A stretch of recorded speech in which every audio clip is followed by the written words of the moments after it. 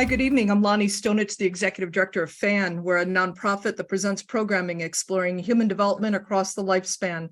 I'm honored to welcome you to tonight's conversation between Tariq Trotter and Theaster Gates. Thanks for joining us tonight. FAN's YouTube channel has an archive of nearly 300 videos of past events, so be sure to subscribe to the channel to get updates when new recordings are posted. And now for introductions of our special guests. Tariq Trotter, who you see right here, also known as Black Thought, is one of the most powerful voices in hip hop. Winner of 3 Grammy Awards and 3 NAACP Image Awards, he has delivered 11 albums with The Roots and leads a house band of The Tonight Show starring Jimmy Fallon. With Questlove, whom FAN hosted in 2021 for his book, Music is History, Tariq launched the production company 215 Entertainment, sorry about that, home to hip hop, The Songs That Shook America, Descendant, and others. Tariq is newly nominated for a 2023 Grammy Award for Best Rap Song for A Love Letter to Hip Hop. Joining him is Theaster Gates, an award-winning, world-renowned artist and social innovator who lives and works right here in Chicago. Over the past decade, he has translated the intricacies of Blackness through space theory and land development, sculpture, and performance. Through the expansiveness of his approach as a thinker, maker, and builder, he extends the role of the artist as an agent of change. His performance practice and visual work finds roots in Black knowledge, objects, history, and archives. He is a professor at the University of Chicago in the Department of Visual Arts and serves as the special advisor to the President for Arts Initiatives. And now let's welcome Tariq Trotter and Theaster Gates. Man, oh man. Thank you. Thank you so much, Lonnie. Thank you, Lonnie. Tariq, man, how you doing, brother? I'm excellent. Yeah, thank you. Thanks for taking the time this evening. Man, I've been waiting on this opportunity for a long time. I thought it would happen more privately. Right. But this is perfect, man. Congratulations on your book and to your many successes. Congrats. Thank you so much. Likewise, brother. Yeah, man. There's a lot of things that I want to get out. Part of it is about the book. Part of it is about you. Yeah. And then, I hope to just open it up, man, talk about, what it means to be an innovator of things, of platforms that launch other things. And so, But let me, before I get all crazy, let me just start with the book's title, The Upcycled Self. Yeah. When I was reading the introduction, it made me, you mentioned G's Bend and you mentioned these quilters. Yeah. And you talk about our lives as being these kind of fabrics, that bad parts, you pull them apart and you weave a new tapestry. Right. Can you talk a little bit about upcycling and the ways that inspired the title of the book, but the way it plays out in your life? Yeah, for sure. When I talk about the upcycle and I talk about, the tapestry of it all and, all the different elements that are woven together and then unwoven and rewoven in a different way, to make up ourselves and just the ways in which we evolve. I think the upcycle, it represents, a journey, right, to improvement. No matter like what that distance, I think that distance represents the journey represents a different distance, like for us all. I think is relative from person to person. But yeah, for me, it's been about just coming to understand and to accept and recognize, first of all, the ways in which I've been affected by tragedy, by loss, by trauma, and just coming to a better understanding of how those things have played out in my life. So it's about self-mastery and self-improvement. You know what I mean? So yeah, for me, that's what the upcycle is. Yeah, when I as I was reading the book, there were all these occasions where you would talk openly about complicated things happening. Whether it was your mom, the fire, which I want to talk about a little bit. Mm-hmm. These moments, the men and women who have come in and out of your life. And that, when I think about that term upcycle, for me, it's like, a thing is born one way, Right. it may be good, but the upcycle part of it is you could take it from the thing it was and make it a better thing. Yeah, right? yeah, you can put it, you can put it to a different use, right? You know, and so, you know, in a way, when I think about the ways in which hip hop has been able to take certain musics, Yeah, do that thing, how we take our mom's recipes that were like all pork and turn those into yeah, vegan dishes. exactly, You know, exactly. you find ways to take the truth of our lives, which are already rich and beautiful and whatever, and then you turn them. And I Right. like the book, it exposes you in a beautiful way, you know, and it's powerful. Yeah, thank you, brother. Yeah, I think that the opening when you talk about the fire, I don't want to give the whole book away, but Yeah. I feel like there are key moments, man, that seem to be key for your life. Mhm. And one of the things that you say is, I wasn't, you know, you were talking about putting water in the TV or something. Yeah, yeah, I wasn't trying to destroy the TV. right. I was trying to understand the relationship between cause and effect. Yeah, Cause, I was curious. Yes. you know what I mean? That it came from a place of curiosity. And then I think in the same way, the fire happened out of play and imagination, Yeah, which is soldiers. So can right. you talk a little bit about how some of those early challenges, Hmm. how those things affected you, what they meant for you, you know? Yeah, I think there've been these watershed, moments that, have just really impacted my trajectory in a great way. And I think I'm still coming to understand those ways, and just the ways in which they've really impacted me. But talking about the fire, it took place when I was 6. I mistakenly burned my house down. Um, and it came from a place of imaginative exploration, right? Just childhood curiosity and being sort of a method player, right? So, but yeah, I mean, literally, playing with fire. But I wasn't a pyromaniac, and it wasn't the sort of thing that I did. I wasn't always playing with fire, right? But on this day, there was fire involved. You know what I mean? And I made a mistake, and that small mistake, just small sequence of events, resulted in my earliest memory of loss. Yeah. Right. And it was huge. It was, I felt a great deal of guilt.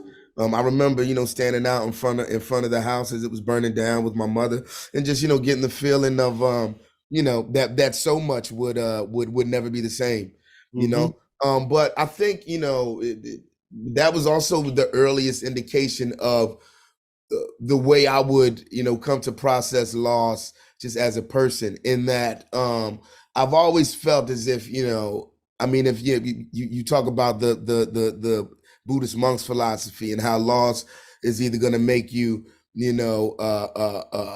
like wise or weakened, you know what I mean? And yeah, and for me, I've always felt as if it, I mean, even in, just it's the harsh reality, the bitter truth of the matter, I've always, gained some wisdom. You know what I mean? Yeah. Because I touch on that fire piece because I feel like out of it was also this resilience that was growing, at an early age. Like, Yeah. you're talking through the challenges of it, but I think that on the back end, what shapes you, like those experiences shape us, and it helps to define who we become. Yeah. And being resilient in relationship to loss seems like a big lesson in that thing. I agree. That's very true. When I was talking to your publisher, Greg, and I was asking Greg, what should we hit on? When I got to the chapter on art, and art saved my life, it's kind of pre-graffiti.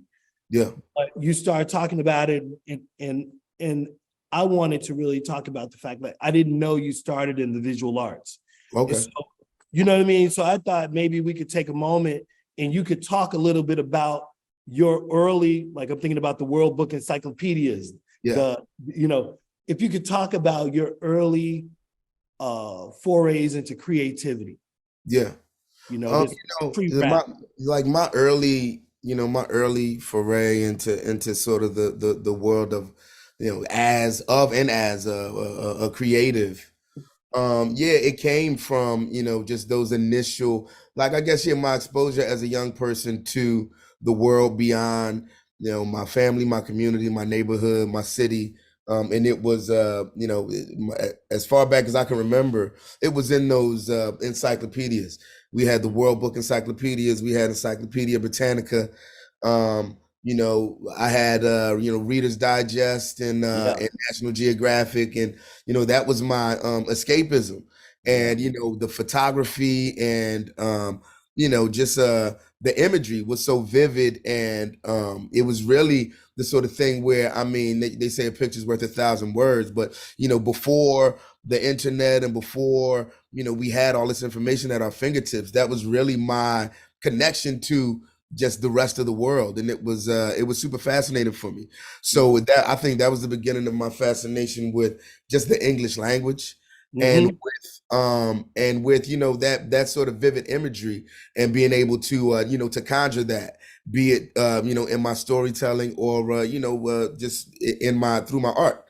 So my mother, when I was a kid, she started sending me to art classes, and she just recognized that interest in the arts early on, and she wanted to foster it and support it in as many ways as possible. So she got me into music things and visual arts things, and that was really all I needed. It was in those glimpses into just no matter the medium, just those glimpses into the arts has had just a huge effect on how I've always seen the world. Like once you see the world through from the perspective of an artist, then that's it. That's the way you experience things.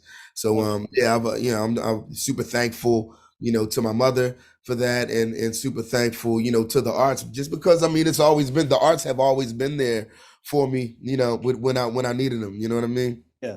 You mentioned this beautiful moment, Tariq, when maybe you would have these sessions with your cousin, maybe it was Keith, where y'all look in a book. Yeah. You'd look at a thing and you try to draw it, emulate it, draw it. Then you'd run back to an adult, right, to judge it. That there was already a kind of, it wasn't just creativity, and this is something I can relate to. Yeah, it wasn't just creativity; it was like creativity plus competition, plus absolutely. like, you know what I mean? Absolutely. And that vibe in the house, if you could talk a little bit about those early days of just feeling alive, and then kind of, these moments of like interaction with your family to kind of sharpen the tool. Yeah, well, Keith was my older brother. He was about 9 years or so older than I, and he wasn't really around like sort of full time, even by the time I was 5 or 6. But my cousin Sean, who is now one of the Roots managers and my longtime business partner, he and I are closer in age, and he has older brothers too, and they're about it was an 8 to 10 year difference. So Sean and I were more like brothers. You know what I mean? So I got the experience of that, that sibling rivalry, and that, just that friendly familial competition is what he and I had. And in the way that it often is, I guess as often is the case with a young person, excuse me, who's a year or so younger than their brother or sister or cousin, you want to do everything that they do, and you want to do it better. You know what I mean? Or you at least you want to prove that you can do it just as well. So I think that's where the foundation of both just the friendly competition as a lyricist, as a storyteller, and as a visual artist, I think it's grounded in that. And there's always been, I don't know that that's something that I've ever abandoned.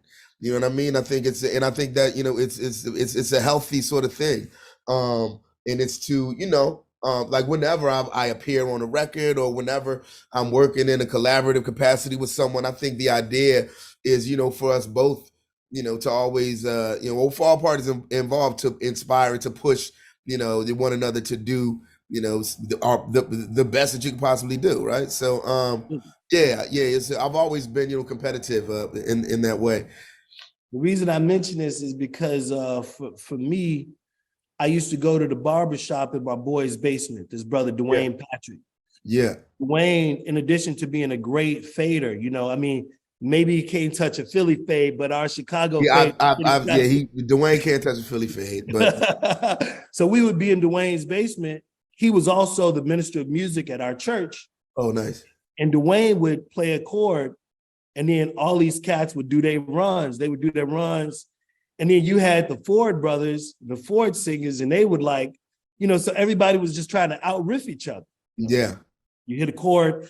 And I didn't realize it at the time, but this kind of, while you're waiting to get your fade, practicing these riffs was training. It was training ground. Yeah. For things that would happen in the future. Well, the barbershop, especially those, you know, barbershops where it was a young person cutting hair in their parents' basement, you know, there's something about the basement barbershop culture that, I feel like it was the training ground and, you know, just prepared us, you know, for so much that would come later on in life. You know what I mean? I remember I would spend all day sometimes, you know, down there in the basement of my neighborhood barber, just selling my spot. Every time it got close, you know, for me to get a cut, somebody would come in and say, hey, who has next? And I say, yeah, I got next. And I'll sell my spot to you and then, you know, take your place in line and just wait and absorb some more of that, you know, sage wisdom. But yeah, I feel like, you know, for many of us, especially, you know, those of us who didn't have a consistent sort of male role model, who didn't have a father figure in the home, lots of that, you know, wisdom, lots of, you know, what, you know, some people get from their fathers, we receive from, you know, just the elders and just, you know, other fellas from the community, but in the barbershop. Absolutely. I'm a little bit jealous of the Philly fade, and as my beard gets whiter, you know, and I'm like, yeah, I think it's time for me to really spend more time in Philly and understand that thing. So if you come down to a barbershop and you see me, man, you know, I don't have anything to fade up here anymore, but Same. I got some things. The High School for the Performing and Creative Arts. Yes, sir. You know, I'm trying to spend as much time around the formation of what people would now say is genius. Oh, wow. Okay. Right. But if we could just stay on the formation of that thing, Can you talk about those years in high school? And I'm trying to get to your chapter on a mirror, but I want us, you know, talk to me about high school and the creativity that was happening around you, the influences that were happening, the music that was happening around you. You know, the steel sharpens steel. And when you're around, you know, a thing, when you're around, you know, a level of mastery of a thing, it's a certain, you know, contagion that's associated with it. You know what I mean? Like that shit catches on. Whether whether it's something that you are, focused on or not. Sometimes it's by default, right? But you know, it catches on. It rubs off. So yeah, I was blessed enough to be, you know, in that school, a high school for creative and performing arts, and at that time where there was, you know, lightning had been captured in a bottle. So it was, you know, for me, I again, by that time, there was no doubt in my mind that I was going to do something within the realm of the arts. I was going to be a visual artist in some way, shape, or form. And that school supported, you know, still my ambiguity, my uncertainty in in that space, because you would show up and I had 5 different visual arts classes, you know what I mean? Every day I had graphics and painting and drawing and ceramics and, you know what I mean, all this different stuff, you know, so I was still sort of figuring it out. But in that, I was still able to do everything within my major sort of on autopilot. And I was able to, you know, since I was on autopilot, focus on, you know, what was happening down the hall and what was happening outside of my classroom. And that was the magic that sort of had brought me to the school. And that, you know, I thought, you know, that there was a chance it could possibly be like fame, right? I was like, wow, you know, this could be like LaGuardia, you know, and with our Philly version of fame. And it was that and everything and more, you know. So yeah, just being in that school at the same time as, you know, the Fatine from Kendra Family Soul and Amel LaRue and, you know, Questlove, Boys to Men, Christian McBride, Joey DeFrancesco. There's such a long list of young, you know, 14 and 15 and 16-year-old, you know, people who are already sort of, you know, impresarios who were, you know what I mean, like destined, you know, for greatness. Obviously, like, you know, Joey was playing with Miles Davis after school. You know what I'm saying? Christian McBride graduated. I think he was 15. He graduated. He was, you know, they were, you know, doing their thing. And Boys to Men went to the moon. You know what I'm saying? I saw that happen in real time. These were my classmates. Wanye's locker, you know, was right underneath my locker. And these were, so it was inspiring in just a different way that I think, you know, we probably took it for granted at that time. But, you know, in retrospect, it was just a super special time to be, you know, having granted like entree into a super special place, you know. Hey man, I don't mean to harp on this period, man, but I feel like it's very, very important. Yeah. To understanding kind of some of these next things that happen. Yeah. And then in the book, you say, you know, like, and this is as you start to move into like kind of graffiti and that you were writing all the time. You were writing, you were graphing, you were drawing, but you already had a practice. Right. You know what I mean? You were already upcycling in a way. Absolutely. Yeah. Yeah, for sure. You know? And so, you know, I think that for me, you going through this laundry list of great R&B, soul, hip hop, right? That from Chicago, I was trying to figure out in real time in high school, in early college, how is this happening? Like, what's in that water? You know what I mean? Like, we got good water. Right. What's in that water? You know what I mean? And these are some of the things that I wanted to talk to you about, you know, on a one-on-one, just like, you know, the intensity of making music during school, after school, at night. Yeah. And then ultimately, I would love for you to talk about, you know, the relationship between then Amir, because you give space for that in the book. Yeah. And then it seems like, and this is more anecdotal than it is in the book, it seems like you guys created a platform, a place where you could start to practice producing. And so can you talk me through that world? And I'm sorry that I'm so ignorant of this. People might know this, but I would love for you to just talk through, like, what was that like? You know, to give from, you know, speaking, you know, Theaster, to just, you know, again, that time and you know, what was happening in Philly, what was in the water. I think it's something that has always been present in, you know, Philadelphia's proverbial, you know, water, so to speak, in that it's a resilience. It's an obsession with, you know, I don't even know that it's about success as much as it's about completion, right? It's about achievement. And, you know, Philly just is never going to give up. You know what I mean? You might be bigger, you might be tougher, stronger. We might be sure that you can beat us. We're never going to give up. We're going to keep, you know, getting back up. And, you know, that's what, you know, it's that Philadelphia that appears in my book. You know, that Philadelphia is a character in the Upcycled Self. It's that Philadelphia that the character, you know, the fictional character Rocky Balboa is based on, right? Like that, like Rocky is Philly. You know what I'm saying? And it's, you know, I think he just happened to be, you know, Italian. You know what I mean? But even in that, I've always seen myself in that character because Rocky was from where I'm from in real life. He's from my neighborhood. You know what I mean? So yeah, so there's that. And then with Quest, you know, once he and I met, and I don't know, you know, that I realized it at the time, but it's something that was definitely felt, and it was the completion of a person. It was, you know, what was missing in my life was present in his, and vice versa. and we were able to complete one another as young men, just in a really unique and authentic way. And I got to see the whole opposites attract thing sort of play out, because it was fascinating for me, you know what I mean, to just interact with someone who had always been a student of the arts and a student of music, and who had come from what felt like just such a stable nuclear family, right? It was I felt it was almost a return to some of what I lost as a young person in that fire. Amir and his family represented that.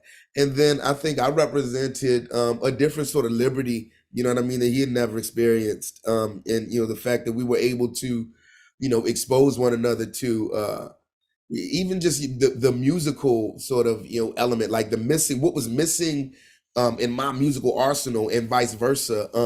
I possessed for him and he possessed it for me. So I was able to put him on with the ultramagnetic MCs and Public Enemies and NWAs of the world, which was amazing to him, because his family wouldn't allow him to listen to that sort of thing. And then he was able to put me on with really the music from which all of that stuff had come. So I think we had so much to learn from one another, and always have. And I think that's what we're able to contribute our brotherhood to. Yeah, it's beautiful the way you write about it in the book. And I'll just take a quick quote, if you don't mind me quoting your book. No, absolutely. But from the start, Amir wasn't afraid, and neither was I. Through his parents, he could see the possibilities of what it meant to live a creative life. He was training for it day and night. In many ways, that dedication rubbed off on me and made me want to push with everything I had. He would show up in the moments where I faltered and could have fallen off, and we were aligned in the art of it all. Yes. Absolutely. And it's rare, man. This is kind of the Black man in me talking, and kind of man to man. And then, like, on the creative side, it's hard to lock in like that. And the fact that you've been able to have a brother, through this whole thing, that's kind of creative brother, is such a testament, man, of a Black male love it's rare, and it's rarely articulated on the page. And I just want to commend the two of you for that friendship and holding each other up when you could have fallen off. Thank you. Yeah, it's really beautiful.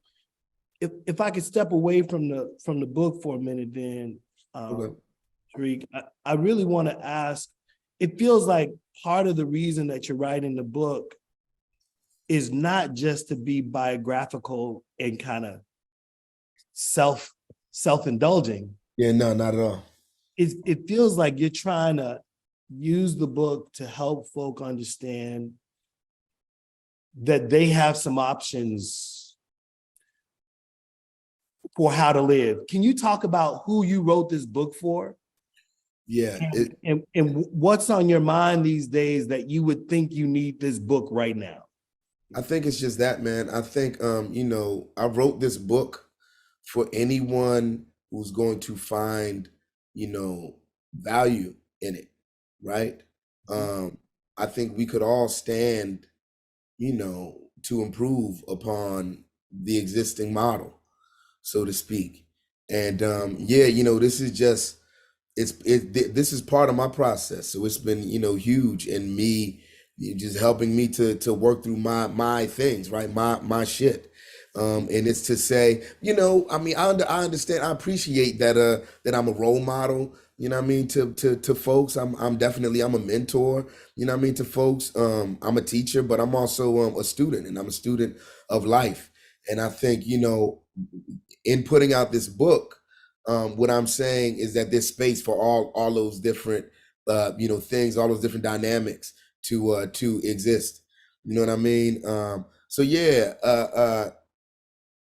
it's definitely it's part of my therapy. So it's been a cathartic sort of process for me, and I think at this point in my career, at this what we do in a roots capacity, what we do as 215, I think it's all, it's not like we're telling new stories, we're not reinventing the wheel, but we're just constantly thinking of new and authentic ways to tell the same story in a more impactful, more meaningful sort of way. And you know, so the idea is just to be of service. You know what I'm saying? Like that's what I'm out here trying to, you know, if it's one person, if it's a million people, it's beautiful to be of service, you know. I have a friend here in Chicago, a brother named Joshua Abrams, who lives Yeah, in, yeah. you know, Josh That's lives my friend too. you know what I mean? And Yeah, he's one of our links. You know, Josh is a special yeah, guy. And Joshua would sometimes talk about these sessions that y'all would have, these yeah, the kind of energy where, you know, people were finding their voices and perfecting their voices in these sessions. yeah, Now, again, I was trying to talk about architecture because I have an interest in the built environment and how Black voices rock spaces and the spaces that we make in order to rock. So if you could think about that period of time, this feels like college, post-college, you know, like these yeah, 20-something years where you guys were innovating, because I want to connect those early innovations to 215. And yeah, then, you know, because I saw the other day that, you know, you and Quest are about to do some interesting things, yeah. and you're finding ways to find the support for that. So I want another origin story of that early Black space where y'all were starting to make that music. Can Yeah, you you tell us know, what that environment or that energy was like? yeah, yeah, shout out to Josh Abrams, the Roots original bassist. And you know, during that time, yeah, we were kids. We were, you know, 18, 19, you know, maybe 20 years old or so. And I just remember getting the feeling because Josh was also, you know, like Amir, like, you know, McBride, like so many other students that I sort of interacted with at Kappa. They were settlement music school students too. And these were, you know, just serious musicians, you know, even as young kids. These were cats who, you know, sometimes you get together and it's like, oh, let's have band practice, or, you know, let's go and, you know, let's rap, let's, you know, toss some ideas around. It was never that with them. It always felt like a clinic, right? And it gave me the confidence as a young person, you know what I'm saying? Some of the, you know, it was the earliest occurrence of the confidence that I needed in order to begin to elevate what I did to high art.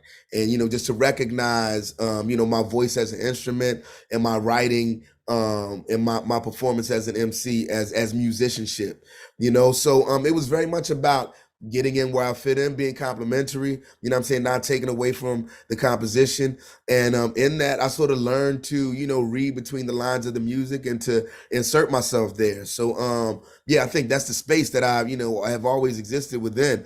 It's sort of, you know, like between those lines. But it stemmed from, again, you know, you talk about that competition and, you know, seeking that acceptance, that approval. I wasn't, you know, even though I was rough around the edges and I wasn't classically trained, you know, again, just because I was immersed in it and, you know, these was serious musicians, it immediately began to elevate my craft to, you know, and just to show me that, you know, in that, you know, I could be comfortable, I could be, you know, valid in my, you know, whatever credibility we seek as young people from the streets as rappers, right?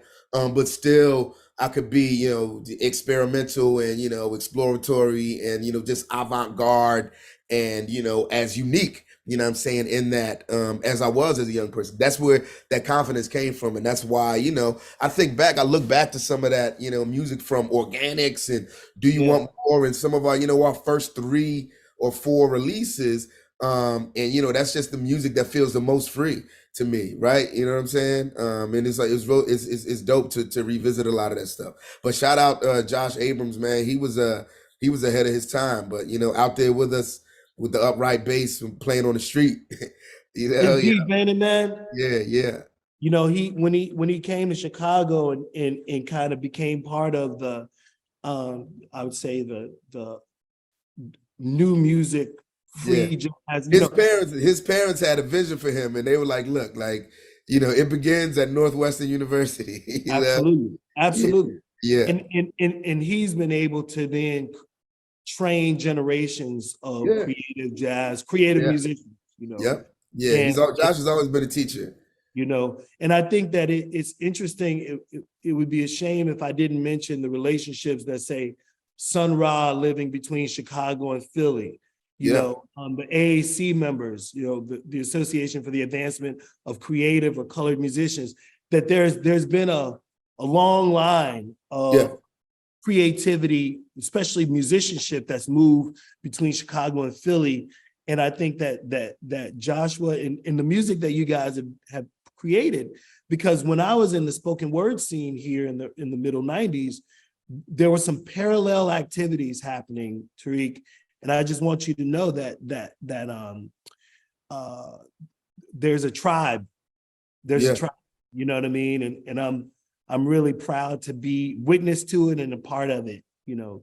Thank you, brother. Come on, man. Thank you for your art. I've always, and I mean, we've spoken about this, but it's the love and admiration and respect is definitely mutual. I've always been a huge fan of what you do, of your art, of your activism, and I'm just blown away by the scale. You know what I'm saying? The magnitude at which you're able to continue to to function is definitely I think an inspiration to us all. Well, the book has given me, there are moments where it's easy to feel as if, fear sets in. There are new things, new frontiers that you want to do, and I have the same fears that I've always had. And seeing sisters and brothers who are aspiring in their fields and pushing the boundaries, it's the thing that helps me resolve my fear and anxiety and try to push harder. So I'm saying, after reading this book, I'm like, oh man, there's still work to do. There's still work that I want to do, and maybe that'll give me, maybe my last couple questions have to do with some of these big moves that you're endeavoring on right now, man. Like they're so huge and they're complicated. When I saw this post on Instagram and I'm like, what does it mean? What does it mean to have a production company? You're making film and music. I'm sorry, go on. No, can you talk about kind of where things are with 215 and some of the aspiration and ambition around that? Yeah, with 215, our TV and film production company that has existed for some years now. Recently, partnered up with the North Road company, and there's we're going onward and upward to bigger and better sort of things. I think what that means is the space that the Roots has come to occupy for the culture. I think we're finally in a position where we'll have the infrastructure to honor that and to serve that, right, and to continue to serve as elder statesmen, as gatekeepers of the culture, and to continue to tell our stories. I think, we made a name for ourselves in the doc space, but, now that we have, just a better infrastructure, when there's lots of people excited about, what happens next with 215, I think the idea is going to be to conquer the scripted space, so yeah, I think we're going to continue to tell our stories in the same way, in the same authentic way, but, just with more hands on deck, so to speak. So yeah, it's great. It's I feel like we're in, this is act 3 for the Roots. This is, the next phase of our careers, as creatives, and as, we've always felt a certain level of responsibility. You know what I mean? People trust us to tell the stories to their babies. We do shows for, Disney Junior and, what I mean, for, kids who are 2 and 3 and 4 years old. And we, we interact with the characters on Sesame Street and stuff like that. And that's something it's something that we don't take for granted. So it's all, we consider all that, I mean, when it's time to tell stories on a more grand scale. So I think this, moves like what's happening with 215 and beyond is just going to enable us to continue to, to lean into that range, right? To tell stories from 8 to 80. But again, in an authentic way that, we could, feel proud about. And there's no shortcut to that. What the Roots means, there was no, we couldn't have achieved what we have achieved as the Roots in 20 or 30 years. You know what I mean? Even it's, there was no, no point along the way during this journey for us, during this journey, during this trajectory, that we could have, cut a corner and still arrived at, like where we are. So the fact that we've, we like to say we tortoise and the haired our way to where we are, and we're super comfortable and proud and present in that, Absolutely, man. It's you called it Act 3, and I think it's a beautiful way to reflect on 35 years of music. Yeah, at least. 5 years. Yeah. You know what I mean? We've been rocking since '87. You know what I'm saying? And so when I think about what it means to have had a successful career as an artist, it could be one hit and out. It could be one album and out. What you guys have been able to do is move between hits, production, movies, right? Yeah. And in this next level of production where it's films, it just feels like there's a kind of sophistication to the engineering. And maybe it took some time, but it's a roadmap for those of us out, listening, for young people who are listening. It's a roadmap that demonstrates that what we call resilience at the top of this conversation also has to do with the ability that we can reshape ourselves. We can be the clay. And when it's time to hit, we can hit, and then we can pivot and allow space for other people to hit, right? Exactly. And I think that this Act 3, it feels like it's making space for the stories of, I'm gonna say Black people, but the stories of our people to be told in ways that are, in some cases, they've already been told, they've never been published, they've never been presented. Yeah, and exactly. So finding those stories and amplifying them. Yeah, it's given a platform, you know what I mean, to a lot of those stories. But yeah, that's I think that's the point, man. And it's a beautiful place to be in the development of one's career. It's fire, bro, and I'm really happy to have this time. I think that there are some questions that are coming in, and we're gonna have Lonnie say a few things. Lonnie, tell us where we are right now. We're in a very good place right now. We have about 10, 11 minutes left for the main webinar. There's a bunch of questions coming in. There were a bunch submitted through the Zoom registration form when people first registered over the last couple of weeks. So I got it all ready to rock and roll. First, I want to thank you for such a great interview. Love the liveliness. I took a bunch of screenshots, both of you waving arms. I love the waving arm shot.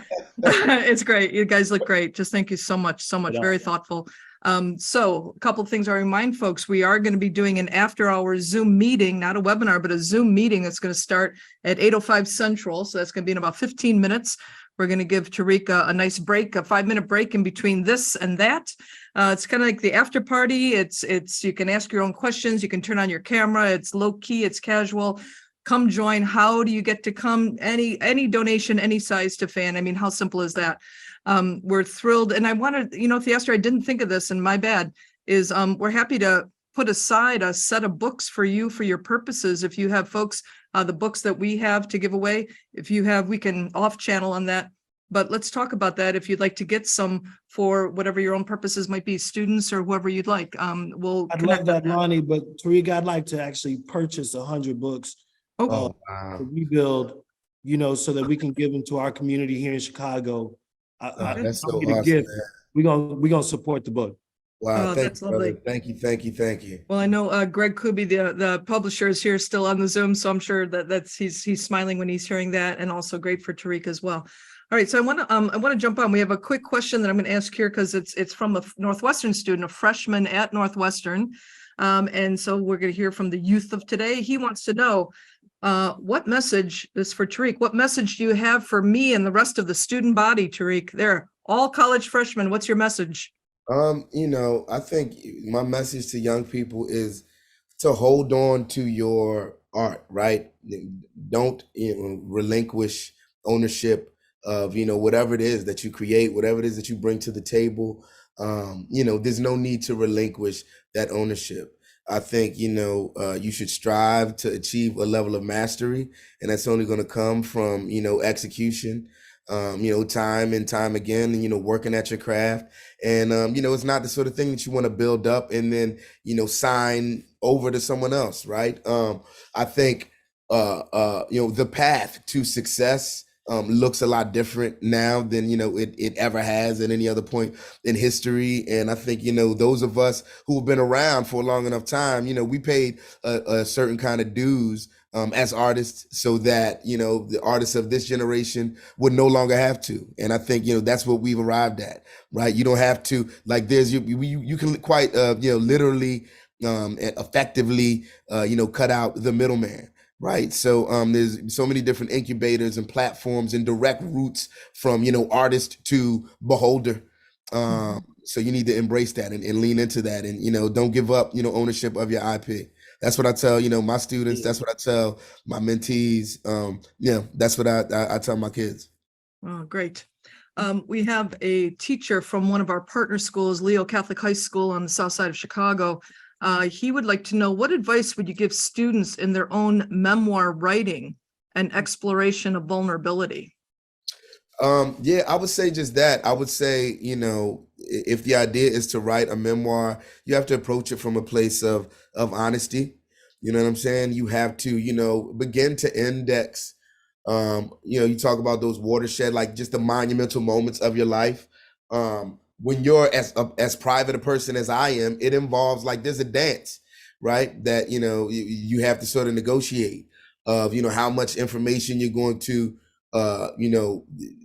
put out there and how much, if any, are you going to, withhold, what I'm saying? Like, how deep are you willing to dig? How, far are you willing to go? How much are you willing to expand upon a thing? I think these are all, matters that you have to sort of take into consideration. But I think, at its core, the more vulnerable you're able to, become in the process, the more accessible, the more honest you're able to be, not only with, your future readers, or the listener, so to speak. It's about honesty with oneself. You know what I mean? That's what is really going to give folks something to latch on to. When there is a revelation, there is a certain level of awareness that you arrive at within yourself through the process. Theaster, I didn't know if you wanted to jump in, if you had a thought about that. Oh yeah. I mean, I kind of jumped over it, but I just thought, Cassandra Goldsmith, Celia, Yes. Your mom and Tommy, like there are moments I graze over it and say, you talk about tough things, but to see your candor and talking about, in a way, the way the crises of the 80s affect all of us in Black cities all over the country. That when you talk about that and you talk about the hustle, there's a part of the way that you talk about the hustle, whether it's shoplifting for graffiti spray paint, or talking about your mom's hustle or your mom's friend's hustle, that there are things that we did to survive. And there were things that your mom did to make sure that you were taken care of. And that you don't talk about those things with the kind of negative policing. It's like, we did what we did to survive. This ain't about right or wrong. This is about surviving, Yes, sir. And so there is a kind of candidness, and I'm saying this to the young person, or the teacher. There is a candidness that if you're able to break through the fears of exposure, right, what I read is a tremendous amount of empowerment. Yeah. When I was reading the galley copy this summer and just so floored by it, it was such a beautiful, beautiful unfolding. And I appreciate that you give a lot of credit, Tariq, as well, to the person who helped with the co-authoring of it. You're very generous in your comments to that person as well. Thank you for that as well. But it reminded me, at the same time as reading your book, I was also reading, we hosted back in October for an in-person event, we hosted Rich Paul, who's the founder of Clutch Sports Group, and I'm sure you know who he is and what they are. And Rich Paul is also fascinating, also memoir, also deeply moving and interesting. You're a little bit different generations, but interesting parallel between your lives. He coming up in Cleveland, you're in Philly, but just the the risk taking and the vulnerability in the narrative as it came out in the book, and how I think, not that I'm going to put words in either one of your mouths, but that piece about kind of setting an example and lighting a path for others to kind of see that you can be vulnerable and put stuff out there, and how inspirational, how you never know who you're helping as they're reading, even a chapter, even a paragraph, one story, one anecdote. It's more powerful than you think, you know, and you probably think it is powerful, but I'm just saying it's just beautiful, those two side by side. I was very struck with that. Here's a little bit different question that was submitted ahead of time from Gavin. He wants to know, who is an up and coming artist? Both of you can say this. Who is an up and coming artist that you think is doing something important, but not getting enough attention? Not getting so enough. You can shine a light now. Yeah. It's interesting. Let me see. And I guess, you know, if we're talking an up and coming artist, a musician, like a music artist. Okay. You know, you didn't clarify, so it's ball's your court.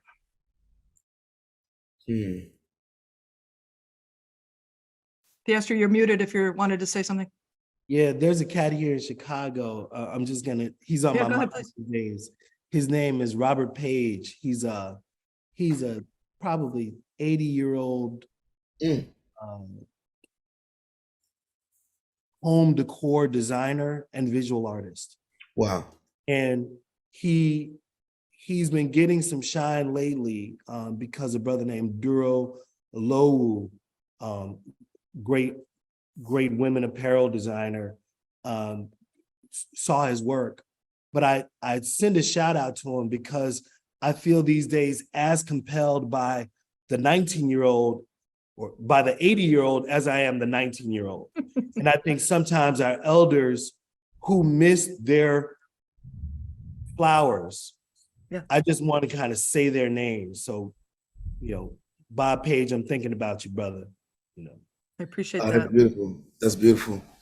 Yeah, you know, for me, I mean, if I'm thinking in terms of music, I think a brilliant artist, my fellow Philadelphian, Tierra Whack.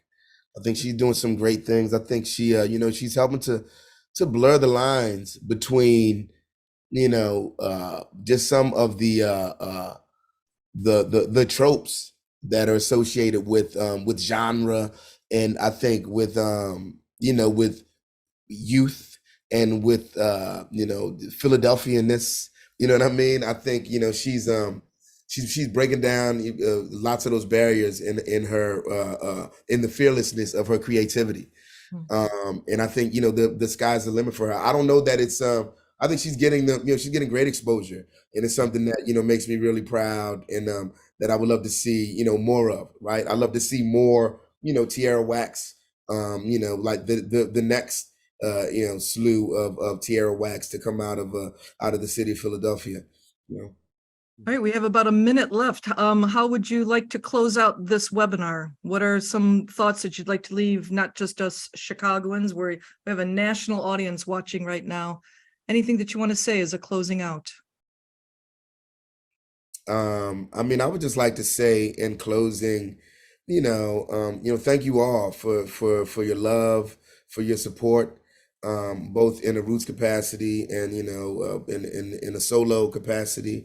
Again, man, it's I'm really grateful for the abundance of this moment, and I'm just you know, making it a point to remain present, you know, and to take, you know, just while I'm taking it all in. I just hope you know, that this story is going to be helpful, you know, for some people. I hope folks are going to be able to see themselves in, you know, my story, if even if, you know, just a little.